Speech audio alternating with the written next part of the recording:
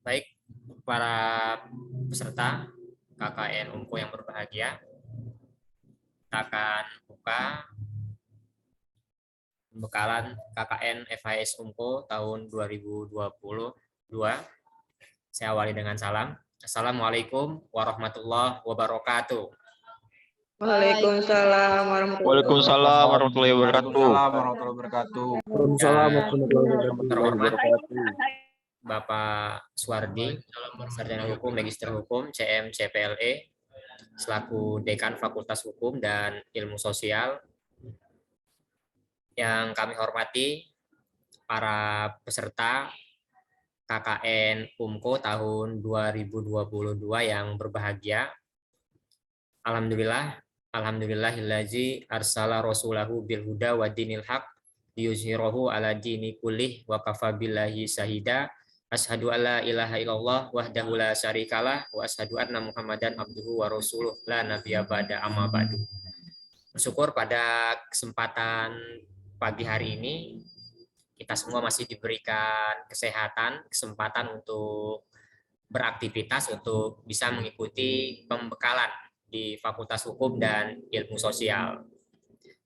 Baik, para peserta Yuris dan Prodi Ilmu Komunikasi yang berbahagia, nanti akan disampaikan oleh pemateri Bapak Suwardi SHMH terkait pembekalan ya tahapan kegiatan KKN Sang Surya 2022 dari pelaksanaan sampai akhir KKN Sang Surya ya, dari nanti tanggal 1 Agustus sampai dengan 30 Agustus, terus lanjut lagi di bulan September minggu pertama ya kan, itu sudah dilakukan pendadaran sampai terkait pembuatan artikel.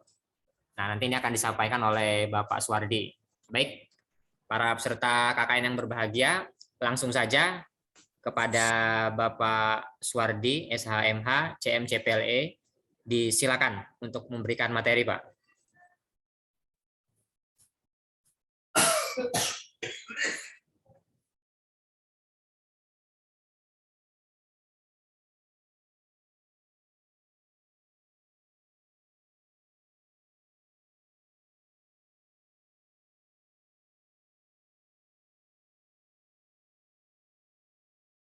Enggak.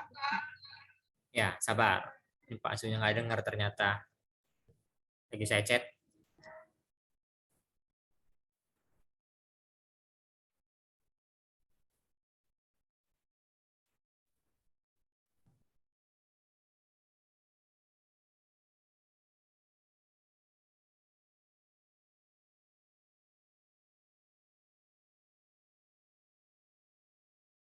Baik, teori semua dan peserta mahasiswa dari Prodi Ilmu Komunikasi, Pak Suwardinya lagi ada tamu, barusan chat saya, jadi kita tunggu sebentar.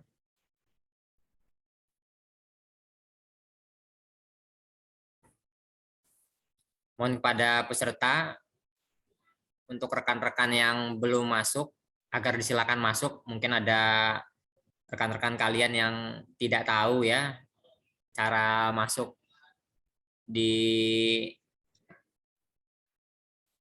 breakout room-nya seperti apa kayak gitu. Ini baru 59 partisipan.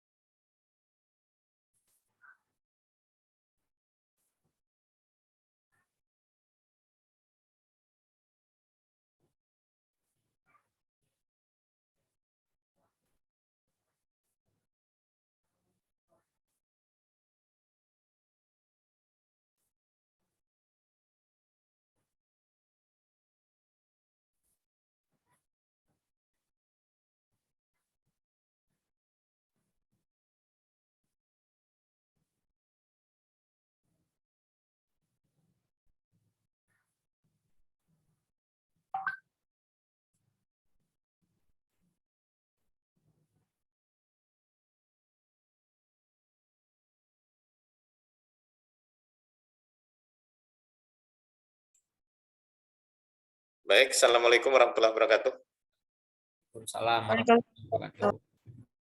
Waalaikumsalam warahmatullahi wabarakatuh. Warahmatullahi wabarakatuh. Maaf, tadi masih ada tamu. Baik, kita langsung saja. Saya share screen dulu.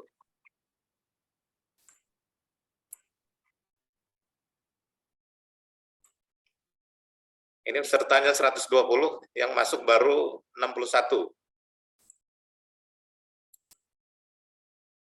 Ini gabung ya, Ilkom juga masuk ya? Iya Pak, gabung.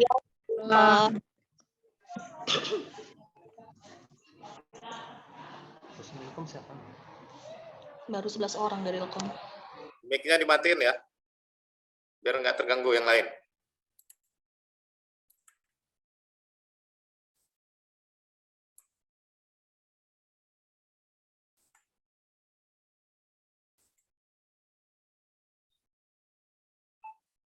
Ya, kita akan masuki terkait dengan pembukaan.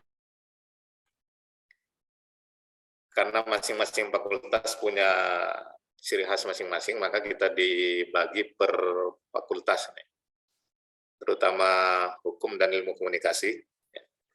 Kalau fakultas, ya mungkin mereka cenderung ke sekolah-sekolah nanti ini, apa namanya, KKN-nya, kemudian memang fokusnya ke pendidikan. Nah, kalau hukum ini kan termasuk ilmu komunikasi juga nanti mungkin banyak ke penyuluhan, mungkin yang magang, maka nanti teknisnya juga agak berbeda.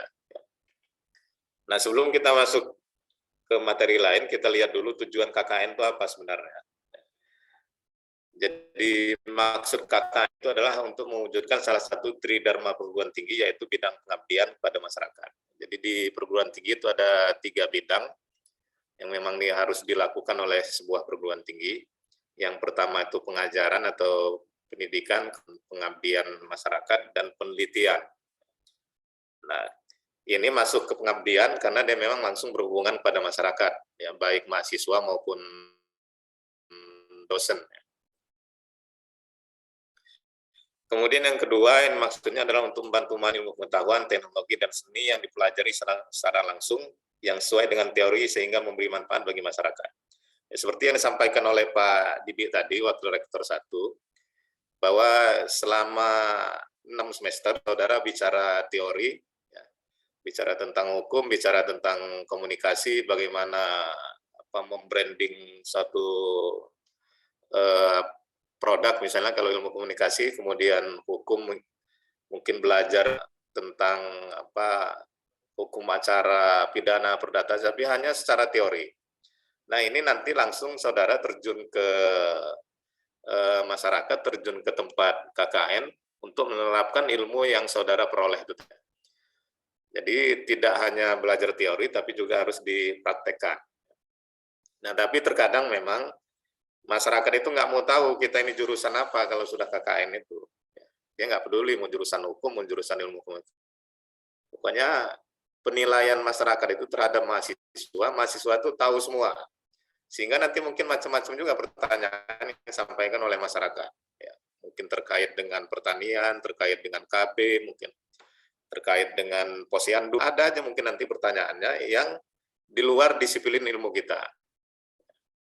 Kalau memang saudara bisa menjawab, silakan dijawab. Nanti kalau tidak, ya jangan ngarang-ngarang jawabannya, karena nanti akan bermasalah di kemudian hari.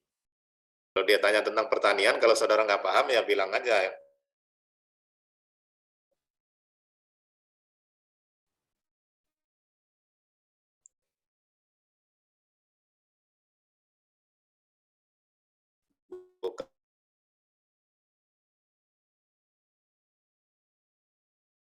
Bukan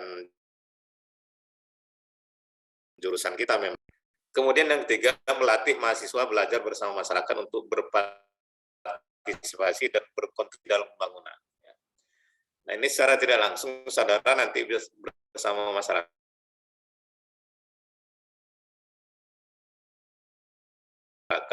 untuk berpartisipasi dalam pembangunan. Kemudian membuat jembatan tidak. Seperti kata Pak Didi tadi, saudara bisa menjadi katalisator penghubung. Kalau di desa tersebut misalnya ada jembatan yang ambruk, ya saudara bisa menghubungkan ke dinas PU misalnya, ke dinas-dinas terkait, sampaikan bahwa di desa itu jembatannya yang ambruk misalnya. Bisa menggunakan surat, bisa saudara langsung ke sana gitu. Tapi kalau memang masyarakat ingin bergotong royong juga saudara juga bisa partisipasi. Ya. Artinya melatih mahasiswa belajar, artinya bermasyarakat lah intinya. Kemudian yang keempat, membantu pemberdayaan masyarakat melalui penerapan ilmu pengetahuan, teknologi, dan seni. Ya, jadi apa yang saudara peroleh di bangku perkuliahan itu bisa diberdayakan untuk memberdayakan masyarakat. Memberdayakan, bukan memberdayai masyarakat ya, atau memperdaya masyarakat. Jadi ilmu yang saudara peroleh, misalnya saudara memperoleh ilmu cara berkomunikasi yang baik, saudara bisa melatih anak-anak muda di desa tersebut bagaimana cara berkomunikasi yang baik, misalnya kalau ilmu komunikasi, atau melakukan penyuluhan hukum terhadap remaja yang berhubungan dengan narkoba, misalnya anti narkoba yang dari hukum misalnya. Itu kan artinya bisa juga memberdayakan masyarakat. Atau memang di sana misalnya ada UMKM atau ada badan usaha milik desa yang belum mempunyai izin misalnya. Saudara bisa memberikan pengetahuan terkait dengan perizinan misalnya, sehingga usaha itu bisa diakui oleh pemerintah, kemudian bisa berkembang kalau dia sudah memiliki izin misalnya. Jadi saudara bisa memberdayakan masyarakat. Nah, ini terkait dengan tadi ya. Jadi ada pendidikan, penelitian, pengabdian, kemudian keluar dari lingkaran kampus ini, dosen dan mahasiswa itu masuk ke masyarakat, mahasiswa melalui KKN, dan dosen juga bisa melalui penerapan ipteknya secara langsung. Kemudian nanti mahasiswa kembali ke kampus lagi. Ya, jadi kalau selama ini hanya berkutat di dalam lingkaran kampus, maka melalui KKN untuk keluar ke masyarakat untuk menerapkan pengetahuan yang saudara peroleh selama menjadi mahasiswa. Nah, kemudian ini pengertian KKN. KKN itu membantu mendampingi masyarakat menggali potensi. Jadi menggali potensi apa yang ada di masyarakat. Kalau dia ada potensi pariwisata misalnya, ya saudara gali, saudara sampaikan ke wisata misalnya, saudara ajari pemerintah daerah untuk membuat surat ya, ke pemerintah desa untuk membuat surat ke pemerintah daerah bahwa di desa tersebut ada potensi pariwisata misalnya, sehingga perlu ditingkatkan atau atau pemerintah daerah perlu turut campur untuk mengembangkan pariwisata itu. Atau mungkin potensi lain misalnya di bidang kerajinan tangan misalnya, ada produk-produk dari desa itu, tetapi tidak tersentuh atau hanya baru sebatas desa itu penjualannya. Saudara bisa menghubungi dinas koperasi UMKM misalnya sehingga dilakukan pembinaan. Kemudian dari ilmu komunikasi misalnya bisa membantu masyarakat membuat atau membranding dagangannya supaya lebih menarik. Kemudian dikomunikasikan dengan pihak luar bahwa ada produk yang cukup bagus di desa tersebut misalnya. Kemudian KKN lebih menekankan pada aplikasi keilmuan, soft skill, dan pengalaman belajar. Ya memang mahasiswa yang penekanannya di bidang keilmuan, kemudian soft skill jadi keahlian, bukan saudara yang harus bekerja di desa itu, tapi bagaimana mengembangkan ilmu yang saudara peroleh di bangku kuliah ke masyarakat tadi. Nah, kegiatan KKN kita ini ada dua model yang tematik berbasis ya seperti KKN di desa tadi. Kemudian ada yang berbasis kemitraan. Yang berbasis kemitraan ini misalnya kalau dia ingin magang di kantor atau KKN di kantor yang berhubungan dengan ilmu yang dia peroleh di kampus. Misalnya dari hukum dia ingin KKN di lembaga bantuan hukum misalnya. Artinya ini kan berbasis kemitraan. Jadi dia bisa melihat lembaga bantuan hukum mana yang ada hubungannya dengan kampus misalnya. Kemudian dari ilmu komunikasi misalnya dia ingin KKN di kantor surat kabar misalnya. dicari kita ini bermitra dengan siapa. Bisa dia yang swasta, bisa juga yang punya pemerintah. Kalau ilmu komunikasi misalnya dia cenderung ke Dinas Informasi dan Komunikasi misalnya. Nah, kalau yang hukum banyak lembaga hubungan dengan hukum di Lampung Utara, ada pengadilan negeri, ada kejaksaan, ada kepolisian yang bisa dijadikan sebagai tempat untuk melakukan KKN yang model tematik berbasis kemitraan. Kalau berbasis terjun ke desa-desa atau ke kelurahan, seperti yang tadi yang pertanyaan di Bukit Kuning misalnya, nah ini yang berbasis lokasi namanya. Nah ini yang desain berbasis lokasi, ini berdasarkan tema-tema dan lokasi yang ditetapkan oleh tim KKN, didasarkan pada potensi sumber daya dan masalah yang dihadapi masyarakat dan usulan Pemda. Tapi kalau punya kita, ini kan mahasiswa. Ya, mahasiswa dibebaskan untuk memilih, misalnya di desa mana dia ingin ber-KKN. Tapi untuk memudahkan, biasanya yang paling dekat dengan lokasi tempat tinggalnya. Seperti Pak Heri tadi, mungkin dia tinggal di Bukit Kuning, dia memilih Bukit Kemuning misalnya.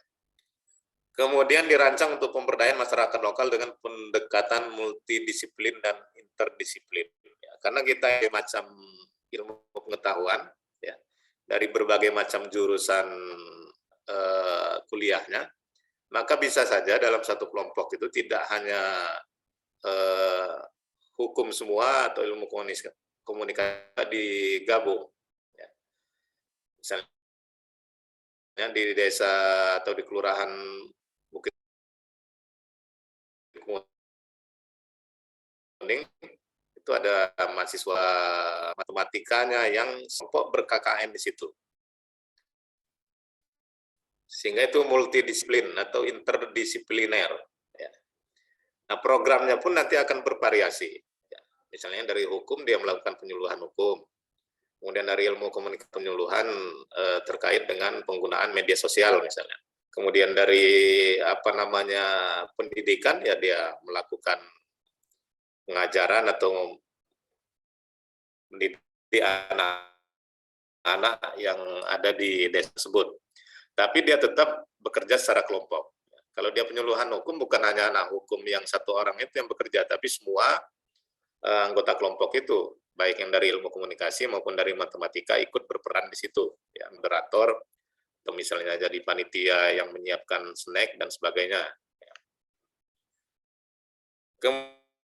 Kemudian yang desain model KKN tematik berbasis kemitraan, ini berdasarkan tema dan lokasi diusulkan pihak mitra, DPL maupun mahasiswa. Ya, kalau kita tetap dari mahasiswa yang mengusulkan, kemudian didasarkan pada potensi mahasiswa dan kebutuhan masyarakat bekerjasama dengan mitra dengan pendekatan multidisipliner dan interdisipliner. Ya. Jadi hampir sama ya, dengan yang berbasis lokasi tadi.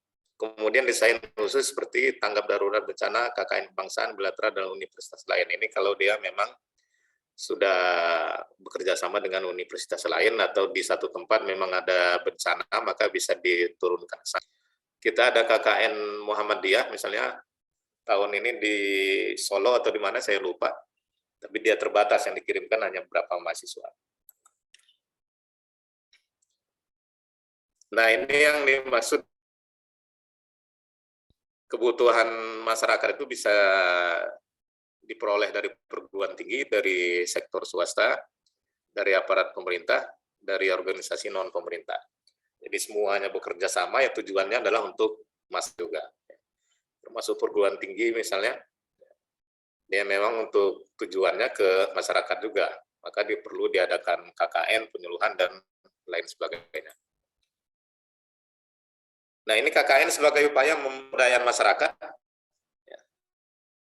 KKN pendidikan, ya ini yang Tridharma tadi, ada pendidikan, penelitian, dan pengabdian pada masyarakat.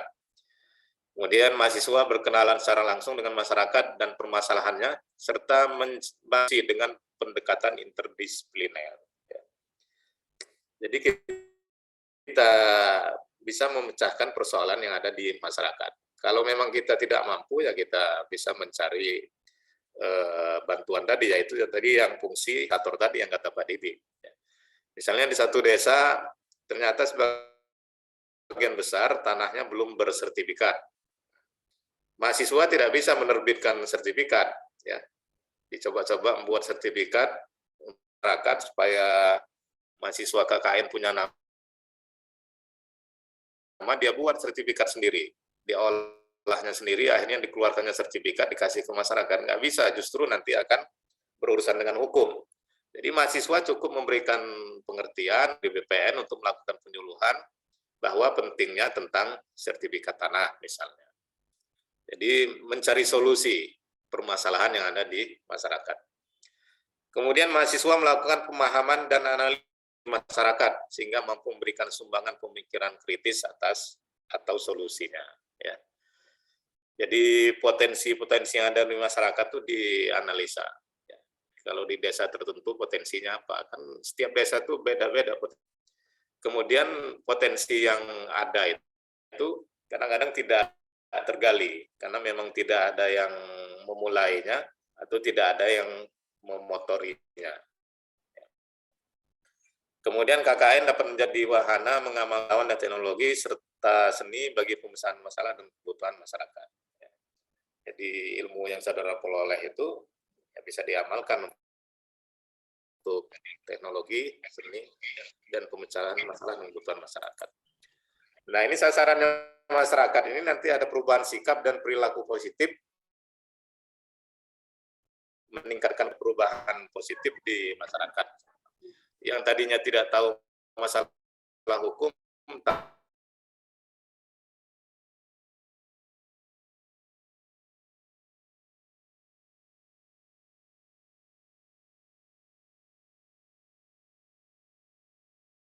diajarkan bagaimana ada perubahan perilaku di situ. Kemudian tumbuh dan berkembang potensi swadaya masyarakat. Ya, jadi masyarakat tidak tergantung dengan pemerintah, sehingga dia berkembang bisa secara swadaya dalam melakukan pembangunan desa masing-masing. Selanjutnya terbentuknya agen perubahan untuk keberlanjutan pembangunan. Ya. Karena mahasiswa ini adalah agen perubahan, mungkin dia bisa menular ke yang pengetahuan dan keterampilan, kemudian sinergi pihak masyarakat, kampus, pemerintah, dan swasta. Ya, ini sasarannya tadi sudah jelas ya di kantor, kemudian kalau yang mitra juga banyak kita. Nah, ini contoh program kerja KKN jurusan hukum. Yang pertama mungkin bisa membuat program penyuluhan hukum, ya, memberikan pengetahuan kepada warga masyarakat KKN seputar hukum yang berlaku, baik hukum yang sifatnya pidana, perdata, maupun hukum tata negara yang ada di negeri. Kalau memang saudara belum mampu melakukan penyuluhan hukum sendiri, maka bisa mengundang dari aparat penegak hukum, misalnya polisian, dari kejaksaan, atau dari aparat penegak hukum lain, ya. Atau bisa mengundang dosen ya, untuk menjadi pemateri dalam penyuluhan hukum itu. Jadi kelompok KKN di desa apa misalnya bersurat kepada dosen hukum, membuat jadwal untuk melakukan penyuluhan hukum. Ya, di bidang apa saja, boleh di perdata, boleh pidana negara,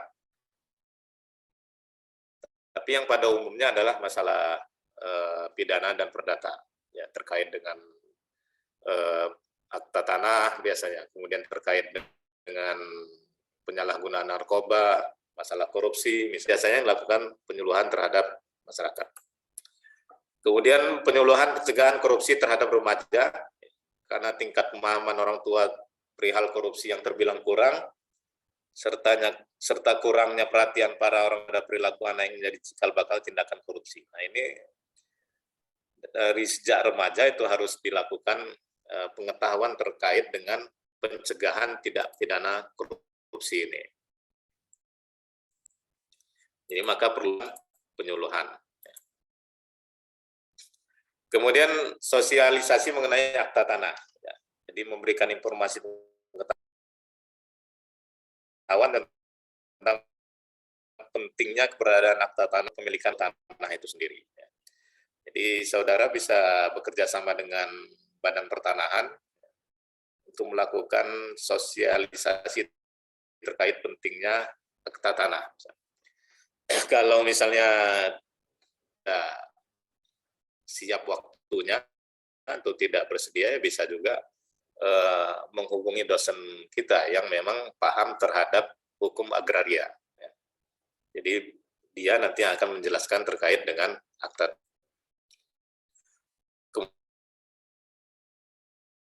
Kemudian sosialisasi tata kelola pemerintahan desa, supaya warga turut mengetahui informasi terkait dengan pengelolaan desa supaya lebih baik.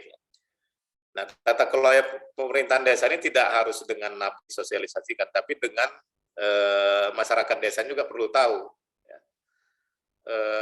tentang tata kelola pemerintahan desa.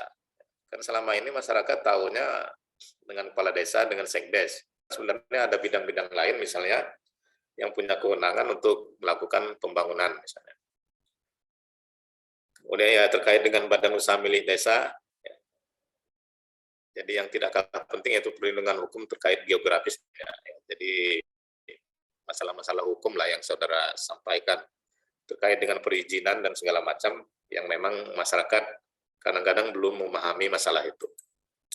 Nah ini juga sosialisasi pernikahan dini, ini juga kalau saudara juga tidak mampu ya bisa mengundang dosen kita yang paham tentang hukum perkawinan. Ya.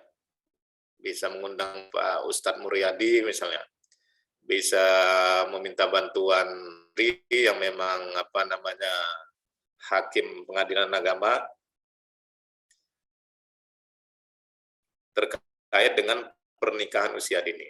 Karena di undang-undang juga sudah ada perubahan yang sebelumnya 17 tahun, sekarang sudah semua baik laki-laki maupun perempuan.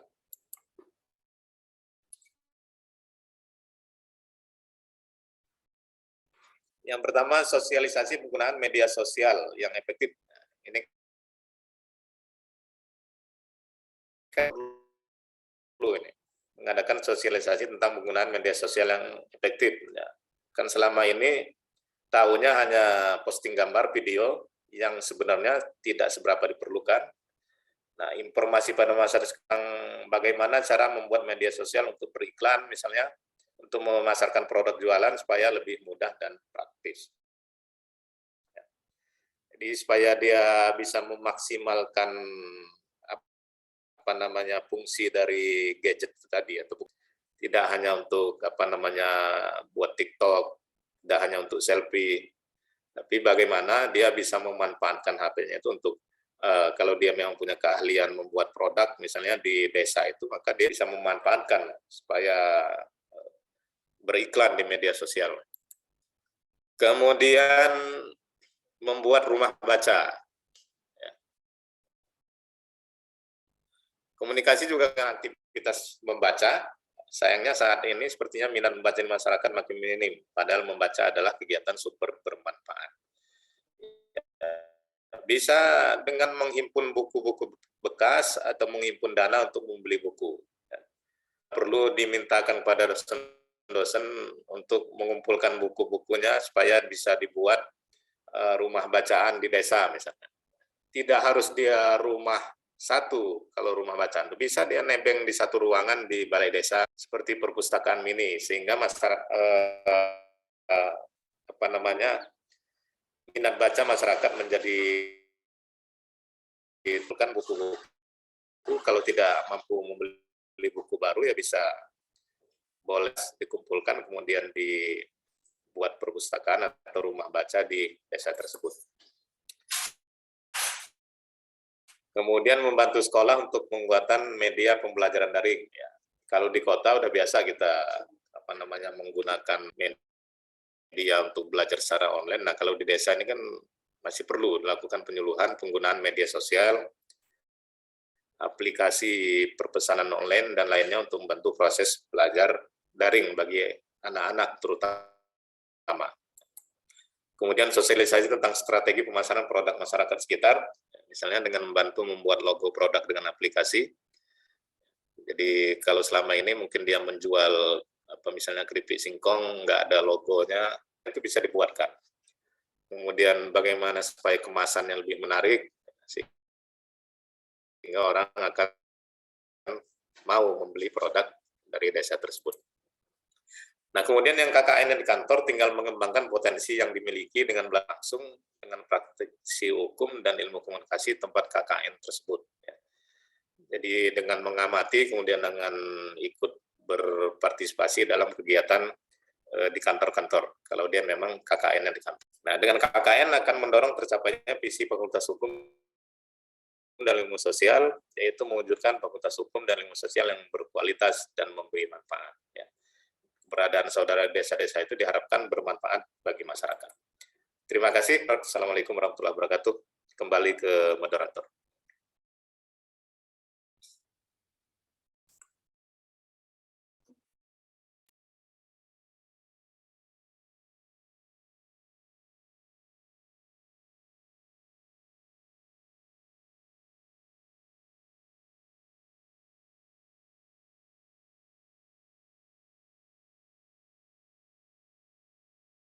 Baik.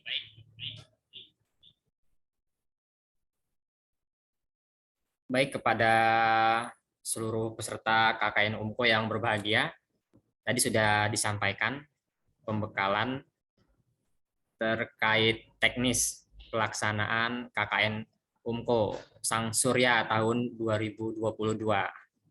Tadi sudah sangat komprehensif, baik itu prodi hukum maupun ilmu komunikasi. Nah, pada kesempatan ini saya buka termin untuk rekan-rekan semua. Kalau misalkan masih ada yang belum paham, ini kami kasih kesempatan untuk bertanya. Ya, langsung saja kepada para peserta KKN, disilakan.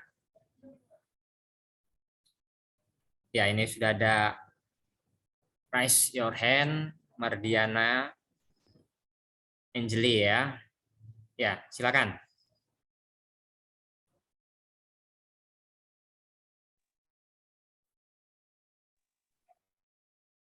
Ya, Mardiana, kedengeran ya? Izin iya kedengeran Pak. Ya, silakan.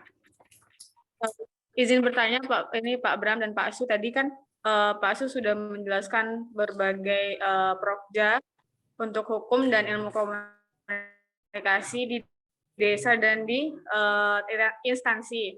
Nah, yang ingin saya tanyakan adalah jika kita ini KKN-nya di instansi, kan tadi dari penjelasannya Bang Su itu, kita tuh cukup melakukan apa yang dicontohkan. Berarti kita nggak perlu lagi buat prokja atau tetap buat prokja juga, Pak? Mungkin itu saja yang bisa saya tanyakan.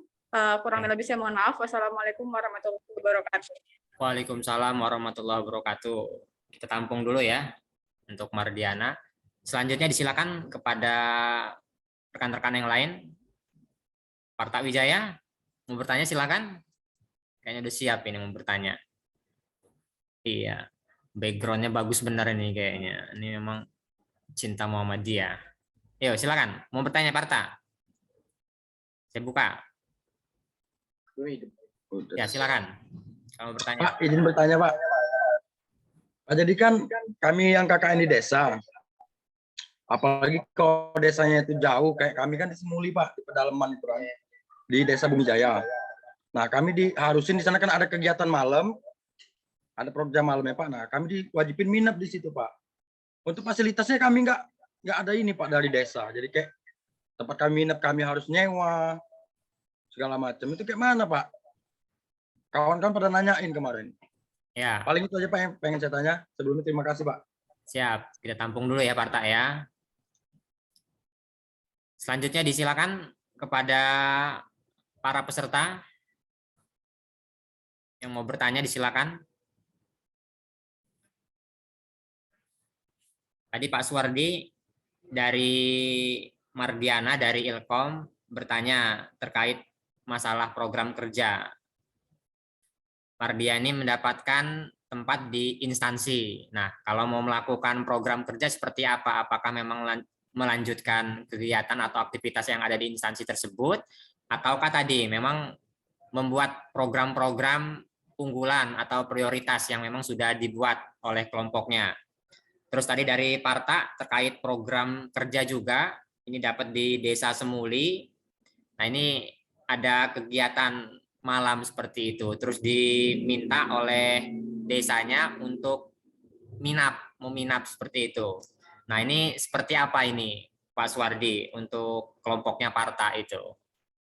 Mungkin bisa langsung dijawab dulu Pak Suwardi untuk 2 orang penanya. Ya, baik. Terima kasih untuk dia adalah kalau dia memang di instansi, bagaimana cara melakukan program kerjanya. Jelas nggak? Apa putus-putus ya? Jelas, Pak Jelas ya? Jelas. Ya, kalau yang di dinas instansi, ya, seperti yang saya bilang tadi, bagaimana cara mengamati kegiatan mereka misalnya. Kemudian bisa juga bekerja sama dengan mereka, kalau misalnya ada program di instansi mana, Mardiana? Diana? Dinas sosial, Bang Su. Ya, dinas sosial kan. Nah, kan dinas sosial ini misalnya dia terkait dengan pendataan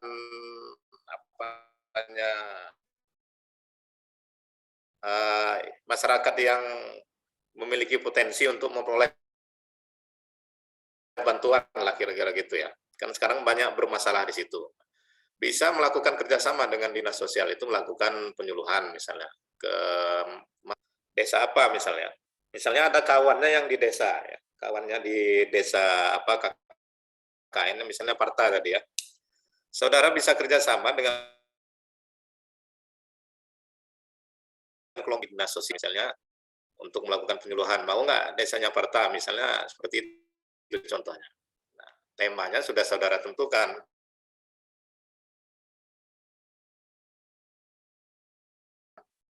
Dinas sosial misalnya yang selalu bermasalah selama ini kan, yang mestinya dia nggak dapat bantuan, yang mestinya dapat malah nggak dapat misalnya. Ini kan perlu sosialisasi. Karena saudara kan KKN-nya bukan di desa, maka saudara bisa bekerja sama dengan kawan saudara yang KKN-nya di desa untuk melakukan penyuluhan misalnya. Tapi kalau memang nggak ada program kerjanya hanya mengamati kegiatan di kantor itu ya nggak ada masalah juga. Ya, bagaimana penerapan misalnya kan ilmu komunikasi ya bagaimana komunikasi apa namanya penerapan kayak aplikasi apalah yang berhubungan dengan ilmu komunikasi itu di kantor itu kan sehingga dia bisa apa namanya bermanfaat bagi kantor itu dan bagi dan jangan disamakan dengan anak-anak PKL yang dari SMK itu disuruh motokopi, saudara berangkat motokopi nanti ya yang di kantor-kantor. Iya, Kebanyakan kan anak-anak SMK itu dia PKL-nya kopi, suruh apa namanya beli pecel ke warung sama yang PNS itu. Jangan mau seperti itu, ya. Karena saudara KKN situ ingin belajar, ingin memperoleh ilmu bagaimana prakteknya di masyarakat. Bukan fotokopi, suruh beli pecel, suruh beli bakso nanti sama ininya apa namanya yang PNS itu, ya. Itu yang pertama. Kemudian yang untuk Parta, nah terkait dengan ini ditanyakan langsung dengan ini ya, dengan ketua panitia atau dengan universitas. Karena saya nggak ada kewenangan untuk menjawab ini, karena yang menentukan semuanya adalah dari tim KKN atau dari universitas. Ya, saya kira itu, Bram. Ya, terima kasih kepada Pak Suwardi. Selanjutnya kami silakan kembali kepada rekan-rekan semua peserta KKN UMKO yang mau bertanya. Kita masih ada waktu 20 menit lagi untuk tanya jawab atau diskusi terkait pelaksanaan KKN UMKO tahun 2022. Ayo disilakan yang videonya dimatikan, coba bisa dibuka dulu sebentar biar bisa dilihat. Nah, Cumadi kayak Golda nih, dia dibuka terus videonya ya kan. Nah, Muhammad Husaini lagi kerja itu kayaknya ya. Ilham Nur Yazid lagi di mobil. Yuni Oktaviani, ya kan? Regita Putra, Tarali. Antarali, tutup lagi. Ayo yang lainnya, Paris Ali, Juaher, Niken, banyak ini. Ayo dibuka coba, biar kelihatan. Ingin buka kamu. Dibuka dulu. Bertanya, Pak. Isparhan tuh, belum mandi tuh. Assalamualaikum Pak. Izin bertanya. Ya, silakan Gali Ramadan. Yang lainnya di-unmute dulu sebentar ya. Gali mau bertanya ini. Si Silakan. Rama, Pak. Rama, Pak. Rama. Oh, Rama, mana Ramanya? Iya, Pak. Rama. Oh, ya silakan. Pak. Videonya dibuka Rama. Ya langsung aja. Iya Pak, maaf sebelumnya izin bertanya Pak. Ya, Rama Apakah Nopriansa. boleh mahasiswa juga melakukan kerjasama Ulangin. terkait Yang lain di-unmute tolong, nggak kedengeran pecah suaranya. Ya silakan Rama Nopriansa. terkait penyuluhan Pak? Apakah boleh mahasiswa bekerja sama dengan lembaga swadaya masyarakat tentang penyuluhan Pak? Ya, Itu saja Pak. Terima kasih. siap. Yang lainnya yang mau bertanya, digabung dulu minimal 2. Haryanto, Izin, Pak. Ya, Pak. mana coba di raise hand-nya mana? Raise your hand. Siapa yang mau bertanya ini tadi? Oh, Golda ya. Silakan Golda. Mohon izin bertanya Pak, terkait dengan kayak penilaian tadi kan itu ada 3 tugas untuk mahasiswanya. Yang pertama dia buat artikel gitu, itu artikelnya nanti digabung sama kelompok apa itu masing-masing ya Pak? Ya, oke. Siap Golda. Udah saya catat. Nanti kita tanyakan kepada pemateri ya. Ya. Yuk, satu lagi. Satu lagi yang mau bertanya. M. Irfan, siapa itu? Desi Monica, Mary Ipan Kasari. Ayo yang lainnya. Pada tutup semua ini. Ya, mungkin langsung dijawab dulu kepada Pak Asu. Yang pertama, ini ada pertanyaan terkait masalah penyuluhan. Apakah boleh mengundang pemateri dari lembaga swadaya masyarakat? Terus yang kedua, terkait dengan artikel. Artikel ini per kelompok apa per individu, Pak Suwardi? Ya, kepada Pak Suwardi disilakan, Pak. Ya, terima kasih. Yang pertama terkait dengan penyuluhan, apakah boleh bekerja sama dengan LSM atau lembaga swadaya masyarakat? Boleh bekerja sama dengan siapa saja, ya. Sepanjang dia memang ada hubungannya dengan materi yang akan kemudian memang ada kompetensi yang akan memberikan materi atau ada kemampuan yang akan memberikan materi terkait dengan materi penyuluhan yang akan saudara sampaikan. Ya. Artinya memang ada hubungan, misalnya terkait dengan penyuluhan masalah korupsi ya, yang LSM yang memang yang menangani masalah korupsi misalnya. Tapi juga harus saudara lihat rekam jejaknya seperti apa LSM-nya. Ya. Misalnya ketuanya pernah ketangkep pemerasan misalnya. Udah itu saudara ajak untuk melakukan penyuluhan hukum tentang tindak pidana misalnya. Kalau dia untuk menjadi contohnya nggak apa-apa, ya, itu testimoninya. Contohnya misalnya saya pernah tangkap karena melakukan pemerasan, jangan dicontoh ya, boleh juga ya. Maka dilihat juga ini rekam jejaknya seperti apa. Ya. Boleh aja silahkan, tapi sepanjang dia memang memiliki kemampuan yang akan saudara lakukan penyuluhan. Kemudian yang kedua terkait artikel, saya kira langsung ditanyakan ke siapa yang Pak Bayu mungkin ya. Ya, Pak Bayu. Ya, Pak Bayu yang lebih paham ya terkait artikel. Kalau yang tahun kemarin itu per kelompok. Nggak tahu kalau yang tahun ini ya. Karena kemarin saya jadi DPL-nya per kelompok dibuat ya untuk yang artikel. Ya. Karena mereka memang satu kelompok kan sama ya. Nah, mungkin beda-beda kan, masa mau satu-satu. Tapi nggak tahu kalau tahun ini atau ada kebijakan lain, makanya langsung tanya dengan Pak Bayu nanti. Atau mungkin nanti Pak Bram yang tanya, nanti siapa yang nanya nanti nanya. Saya kira itu ya. Ya, siap.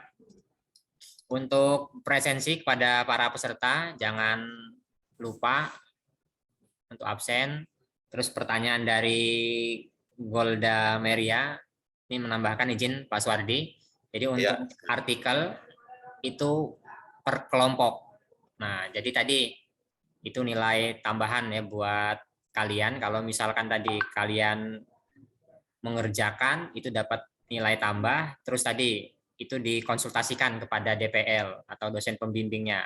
Nanti dosen pembimbingnya dimasukkan juga nggak apa-apa, seperti itu. Jadi boleh milih Sinta, itu yang sudah terindeks nasional, atau tadi masukkan di jurnal pengabdian di UMKO.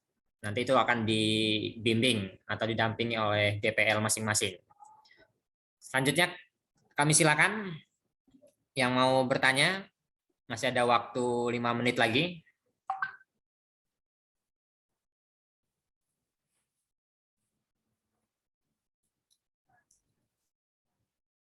Jadi biar enak nanti kalau misalkan ada rekan-rekan kalian yang belum sempat hadir, nanti bisa dijelaskan seperti itu oleh rekan-rekan yang lain yang hadir pada kesempatan ini.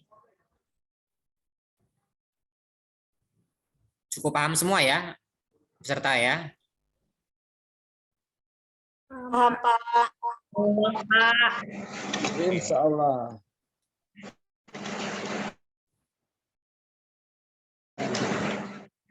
Jadi tadi kalau misalkan rekan-rekan semua ada kendala, ada permasalahan, segera selesaikan seperti itu sebelum tanggal 1 Agustus. Tanggal 1 Agustus itu sudah mulai pelaksanaan. Nanti setiap kelompok ya akan menghubungi DPL masing-masing untuk minta waktu. DPL tersebut bisa membersamai kalian atau mengantarkan kalian. Nah, jadi kalau misalkan ada permasalahan terkait tempat, terkait teknis dan lain-lain, nah segera hubungi DPL-nya, karena tadi di akun kalian masing-masing sudah tercantum siapa nama DPL-nya. Misalkan ada yang di Rutan, itu Bu Masito. Misalkan ada yang di Bukit Kemuning, itu Pak Idran, seperti itu. Nah, hubungi DPL masing-masing untuk berkoordinasi seperti itu. Jangan sampai tadi kawannya sudah selesai, nggak sibuk-sibuk lagi, kalian baru sibuk. Ya, jangan sampai. Tadi kata Pak Rauli juga sampaikan, tanggal 2 sampai 7 Agustus itu sudah pembekalan. Ya kan, pendadaran. Mohon maaf, pendadaran. Jadi sebelum tanggal 2, ya kan, itu kalian kalau bisa usahakan laporan KKN-nya tadi diselesaikan. Jadi waktunya tiba tanggal 2 sampai 7 Agustus tinggal melakukan pendadaran. Terus melanjutkan lagi untuk pembuatan artikelnya yang akan dimaksudkan di jurnal pengabdian ya masyarakat baik Sinta maupun yang ada di UMKO itu. Baik rekan-rekan semua, sudah ada 4 penanya tadi ya. Saya silakan kembali, ini masih ada waktu 2 menit lagi. Pada rekan-rekan yang lain yang mau bertanya disilakan.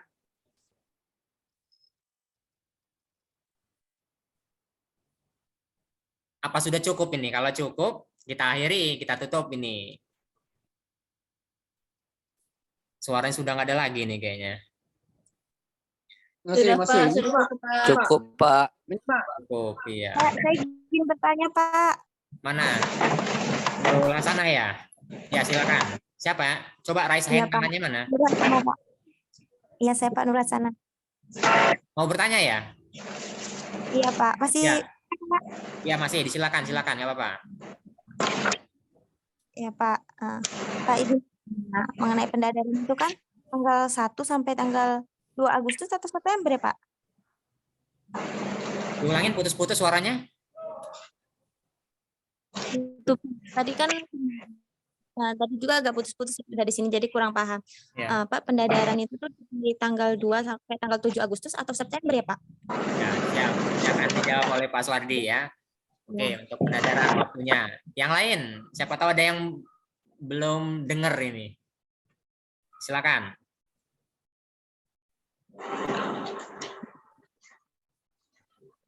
Putra, mau nanya nggak Putra itu? Ngintip-ngintip itu. Juni? Ya, disilakan Pak Su untuk menjawab Pak Su terkait pelaksanaan pendadaran Pak Su. Ya, pendadaran itu kan ini ujian. Ujian atau tes dari hasil yang saudara peroleh dari KKN. Saudara KKN mulai kapan? 1 Agustus. 1 Agustus. Mulai 1 Agustus sampai 30 Agustus. ya, mungkin nggak kalau dia di pendadarannya di 2 Agustus sampai 7 Agustus. Iya. September mungkin Bram yang salah tadi, Pak. Ya, mungkin kan? Kiri aja. Ya. Jadi itu Nurul Hasanah. Pendadaran itu adalah ujian dari Pak, tadi kita putus-putus soalnya. Ya, Pak. Jadi untuk pendadaran di bulan September. Ya. Silakan yang mau bertanya lagi.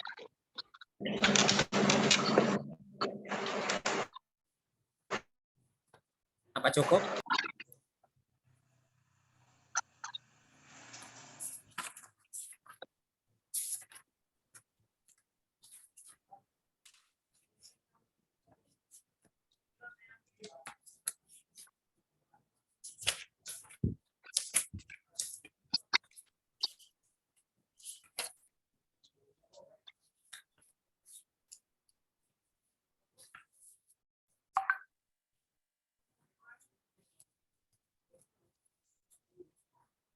Ya, tadi saya ulangin lagi ya. Yang untuk pendadaran laporan KKN itu tanggal 2 sampai 7 September. Nah, kalau untuk KKN-nya 1 Agustus sampai akhir Agustus, seperti itu untuk rekan-rekan semua. Cukup ya kayaknya untuk pembekalan KKN di Fakultas Hukum dan Ilmu Sosial. Semoga apa yang disampaikan oleh pemateri pada siang hari ini bisa kita tangkap dan bisa kita praktikkan di lapangan. Lebih kurang saya mohon maaf. Wastabikul khairat. Wassalamualaikum warahmatullahi wabarakatuh. Waalaikumsalam Waalaikumsalam. warahmatullahi Ya. wabarakatuh. Sekali lagi terima kasih kepada pemateri Bapak Suhardi SHMH, CMCPDW, dan rekan-rekan mahasiswa KKN Unko 2020. Boleh Waalaikumsalam warahmatullahi absen, jangan lupa diisi.